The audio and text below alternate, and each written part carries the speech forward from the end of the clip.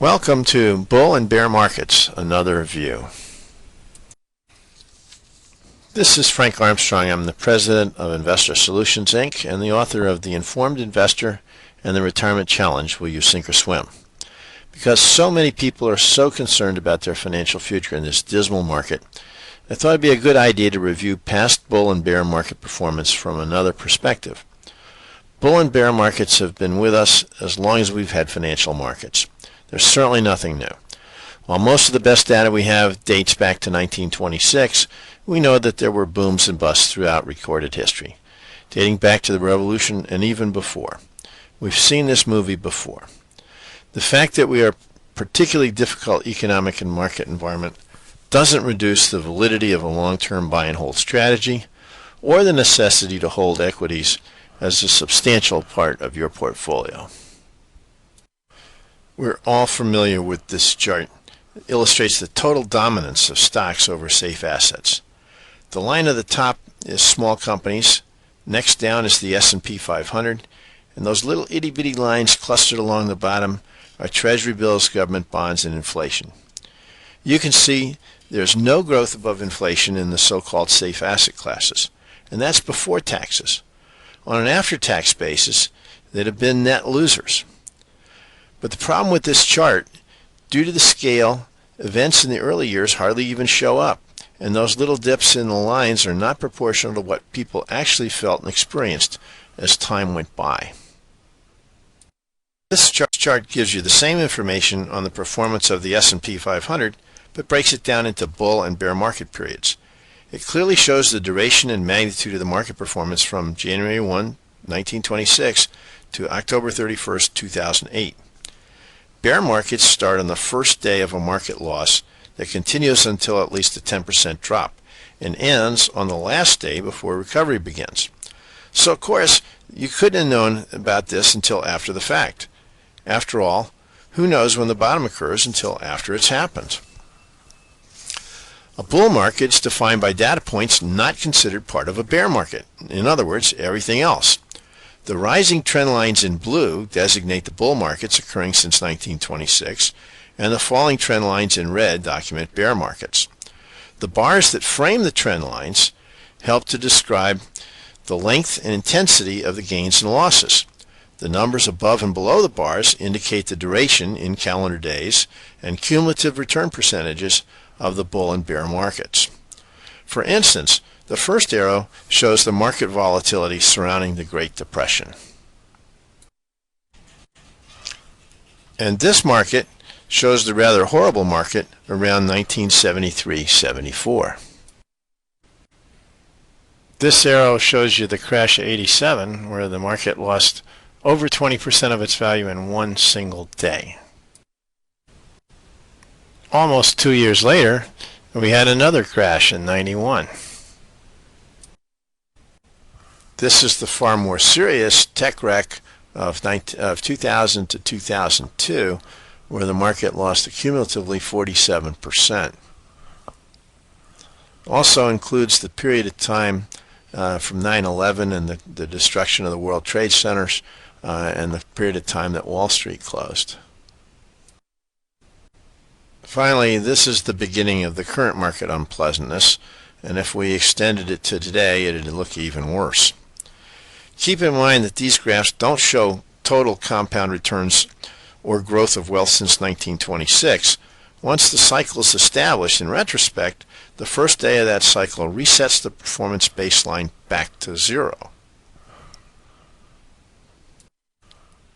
This is the same chart only with monthly data. The market cycles are identified in hindsight, applying the same methodology as the other slides we're going to see in Bull and Bear Market series. Monthly index returns are total returns, which do include reinvestments of dividends. Russell 2000 is the domestic small company index. This graph documents the bull and bear market periods in the Russell 2000 index from January 1979 to October 2008. Small company stocks went through time differently than large companies, but exhibited even higher total growth. This graph shows bull and bear market periods in the Morgan Stanley EAFE, or Europe, Australia, and Far East Index from January 1970 to October 2008. EAFE is a good proxy for foreign, developed country, large company stocks. These returns consider the reinvestment of dividends net of foreign government withholding tax. All monthly observations are performed after the fact, just like the other charts. Finally, this graph documents the bull and bear market periods in the Emerging Markets Index from January 1988 to October 2008. The market cycles are identified in hindsight, applying the same methodology as the other slides.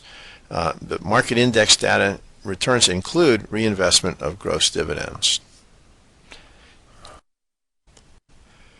Back to the S&P data for just a second. You can see intuitively that there's a lot more growth during the bull markets than there is loss during the bear markets. The average duration of the bull markets was 413 days, while the bear markets was only about half that, or 217 days.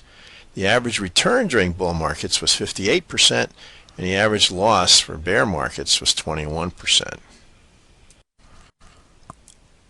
This chart shows rolling 120-month annualized returns, or 874 periods in total. The leftmost bars, S&P 500 index in blue, 1 month U.S. Treasury bills in red, show the annualized returns from January 26 to December 35, 120 months or 10 years. The next bar shows February 26 to January 36, and so on, to the rightmost bars showing the annualized return from October 1998 to September 2008. The chart shows that for all 10-year periods in the past, the S&P beat Treasury bills in 751 out of 874 total periods, or 86% of the time. In many of those periods, the S&P return was substantially higher than Treasury bills. Stocks have generally rewarded investors with higher returns for their higher risk. Investors seeking safety of T-bills could miss the opportunity to capture the higher returns of stocks. So, what can you learn from this? First, markets always recovered after a bear market. The value of the world's markets continues to increase over the long haul. Next, since 1926, bull markets in the S&P 500 index have lasted longer than bear markets and had bigger gains than the bear market losses. And fluctuating performance within each trend illustrates that the volatility and the uncertainty occur even within well-established market cycles. Bull markets may have short-term dips, bear markets may have short-term advances. The immediate trend is not readily apparent to market observers. In fact, you may become clear only in hindsight. That's why it's so hard to accurately predict and time market cycles. Finally, the graph suggests the importance of maintaining a disciplined investment approach that views market returns and trends from a long-term perspective. Occasionally, bear markets last for a long time. As you're going through it, it can seem like forever, and then you can believe that it's never going to recover. If you lose faith, you won't be there when the market inevitably does recover. Investors who react emotionally to short-term movements are at risk of making ill-timed decisions that compromise your long-term performance. The case for having the appropriate exposure to the world stock markets is as strong as ever. But success in stock market investing requires discipline and the fortitude to ride out the occasional bear markets. Investors get paid to endure these risks. If stock market returns were certain, they wouldn't offer the long-term returns that they do. Earlier, I mentioned that we've seen this movie before, and it's always had a happy ending, but you have to be there to enjoy it. Thanks for joining us today. If you have any other questions or concerns, please contact your advisor here at Investor Solutions. We're always here for you.